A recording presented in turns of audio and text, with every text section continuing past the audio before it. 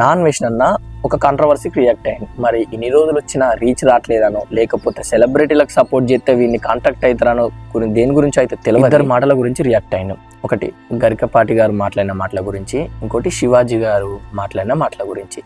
శివాజీ మాట్లాడింది కరెక్టో కాదో ప్రతి ఒక్కరికి తెలుసు ఎక్సెప్ట్ సోకాల్డ్ ఫెమినిస్ట్కి. ఇంకోటి గరికపాటి గారు మాట్లాడిన మాటలు.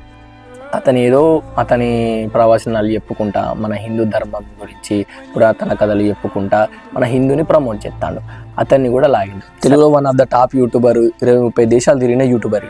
వీడు మాట్లాడుకుంటా మధ్యలోకి మతాన్ని లాగింది. 2 మాటల గురించి మతాల గురించి మాట్లాడింది. క్రిస్టియన్ మతంలో ఎలాంటి బట్టలు వేసుకున్నా ఫ్రీడమ్ ఉంటుందంట. అంటే వీడు ఇండైరెక్ట్గా మీరు ఎలాంటి బట్టలు వేసుకున్నా ఏం చేసినా అని క్రిస్టియన్ మతంలో ఫ్రీడమ్ ఉంటుంది, మీ మతాన్ని వదిలేసి మా మతాన్ని రారి అని ఇండైరెక్ట్గా ప్రచారం చేస్తాడు వీడు. క్రిస్టియన్ మతంలో ఎలాంటి బట్టలు వేసుకున్నా ఫ్రీడమ్ ఉంటుందంట. అంటే మన మతంలో లేదన్నట్టే కదా.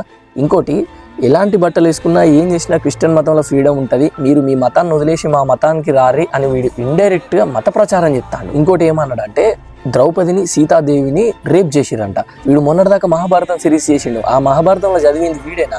వీనికి ఈ చెట్ల కొడుకు తెలియంది ఏంటంటే వాళ్ళని రేప్ చేయాలని ఆలోచన వచ్చి వాళ్ళని ముట్టుకున్నందుకే రామాయణం మహాభారతం జరిగింది.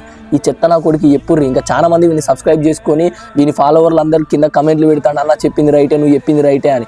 ఇంకా సోకాల్ ఫెమినిస్టులు అయితే వీనికి మొత్తం వీని కోసం కోసుకుంటారు. ఇంకా నేను కూడా ఇన్ని రోజులు వీని సబ్స్క్రైబ్ చేసుకొని ఉండే, కానీ వీని నాలెడ్జ్ని చూసినాక ఇంత పెద్ద యూట్యూబర్ని నా అర్హత వీనికి సరిపోదని చెప్పేసి వాళ్ళని అన్సబ్స్క్రైబ్ చేసుకున్నాను. చెత్త నా కొడుకు మాట్లాడుకుంటా మతాల గురించి మాట్లాడాడు. వీని ఫాలోవర్స్ ఎవరైతే ఉన్నారో మీరు కూడా కొంచెం బుర్ర పెట్టి ఆలోచించుర్రు, వీడు మాట్లాడిన మాటలు కరెక్టేనా, వీరికి మీరు సపోర్ట్ చేయడం కరెక్టేనా అని చెప్పేసి.